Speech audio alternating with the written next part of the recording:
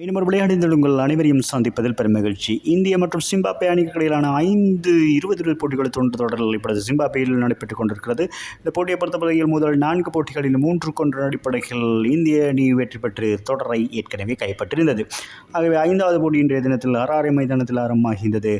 நாணயல் சூழ்ச்சி வெற்றி பெற்றிருந்த சிம்பாப்வே அணி தமது அணியை முதலாவதாக களத்தெடுப்பை தெரிவு செய்தது குறிப்பிடத்தக்கது. அதன் அடிப்படையில் இந்திய ஆரம்ப துடுப்பாளர்கள் ஜசாவி ஜஸ்வால் மற்றும் சுப்மன் கில் ஆகிய இருவரும் ஆட்டுக்களம் நுழைந்திருந்தனர். கடந்த 4வது போட்டியை பொறுத்தவரையில் ஆரம்ப விக்கெட்டுக்காக பிரிக்கப்படாத 156 ஓட்டங்களை பெற்றுக் கொடுத்திருந்த 2 வீரர்களும் மேலும் ஒரு அதிரடியான துடுப்பாட்டத்தை காண்பிக்க வேண்டும் என்ற அடிப்படையில் ஜசாவி ஜஸ்வால் 5 பந்துகளில் 6 ஓட்டங்கள் 2 அடங்களாக 12 ஓட்டங்களோடு ஆட்டம் இழக்க அணியின் தலைவர் சுப்மன் கில் 4 ஓட்டங்கள் 2 அடங்களாக 13 ஓட்டங்களோடும் ஆட்டம் இழந்திருந்தார். அதன் பின்னதாக அபிஷேக் சர்மா 4 ஓட்டம் 1 6 ஓட்டம் 1 அடங்களாக 14 ஓட்டங்களுக்கு ஆட்டம் இழந்து வெளிந்தோடு அவருடைய வெளியேற்றத்தின் பின்னதாக 5 ஓவர்களில் மொத்தமாக 40 ஓட்டங்களுக்கு 3 விக்கெட்டுகளை இழந்து தடுமாறி இருந்தது. அதன் பின்னதாக இந்திய அணி 4வது விக்கெட்டுக்காக ரியான் பராக் மற்றும் சஞ்சு சாம்சனுக்கு இடையிலான ஒரு சிறந்த இடைப்பாட்டம்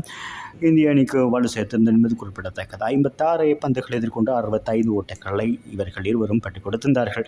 இதில் சஞ்சு சாம்சன் 45 பந்துகளில் 4 ஓட்டம் 1 6 ஓட்டங்கள் 4 இடங்களாக 58 ஓட்டங்களையும் ரியான் பராக் 6 ஓட்டம் 1 இடங்களாக 22 ஓட்டங்களை ஓரளவுக்கு ஓட்டங்களை பெற்றுக் கொடுத்திருந்தார்.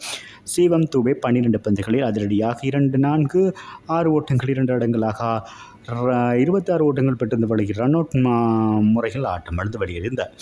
ரிங்கு சிங் 6 ஓட்டம் 1 இடங்களாக ஆட்டம் இழக்காது 11 ஓட்டங்களையும் வாஷிங்டன் சுந்தர் ஆட்டம் இழக்காது 1 ஓட்டத்தையும் பெற்றதோடு நிர்ணயிக்கப்பட்ட 20 ஓவர்களில் 6 விக்கெட்டுகளை மாத்திரம் இழந்து 167 ஓட்டங்களை இந்திய அணியினர் பெற முடிந்தது.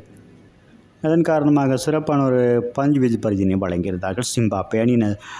முசரபானி 2 விக்கெட்டுகளையும் நகர்வா மற்றும் சிக்கண்டர் ராசா பிரண்டன் மவுட்வா தலா 1 விக்கெட்டுகளையும் வீழ்த்தியிருந்தமை குறிப்பிடத்தக்கது. ஆகவே சிம்பாப்வே அணிக்கு 168 ஓட்டங்கள் இலக்காக நிர்ணயிக்கப்பட்டிருந்தது என்று குறிப்பிடத்தக்கது. ஏற்கனவே 3 போட்டிகள் தோல்வியடைந்து 1 போட்டியில் மாற்றம் வெற்றி பெற்றிருந்த சிம்பாப்வே அணி இந்த போட்டியில் வெற்றி பெற்று 2 போட்டிகள் வெற்றி பெறக்கூடிய வாய்ப்பு இருந்தது.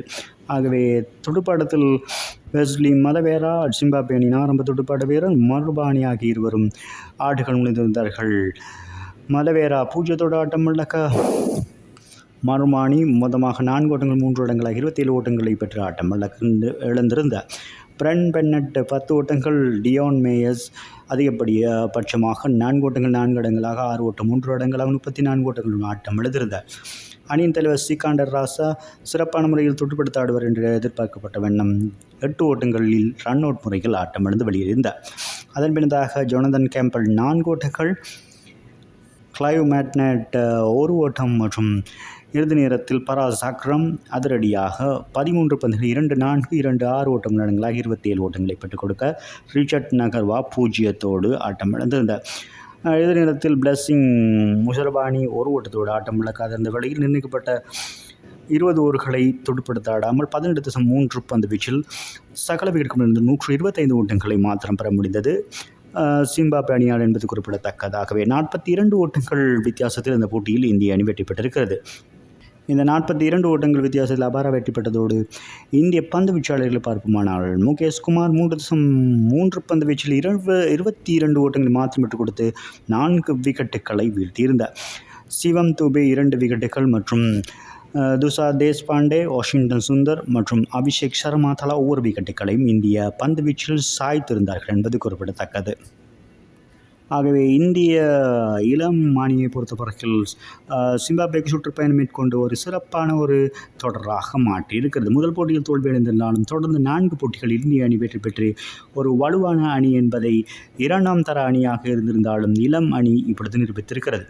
ஆகவே இந்த போட்டியில் சிறப்பாக செயற்பட்ட சிவம் துபே ஆட்ட நாயகனாகவும் தொடரின் சிறப்பாட்டக்காரராக வாஷிங்டன் சுந்தரும் தெரிவான என்பது குறிப்பிடத்தக்கதாகவே மீண்டும் ஒரு விளையாடி சந்திக்கும் வரை உங்களிடமிருந்து விடைபெறுவது உங்கள் அன்பின் பத்துலை தாஸ். வணக்கம் அன்பு சொந்தங்களே.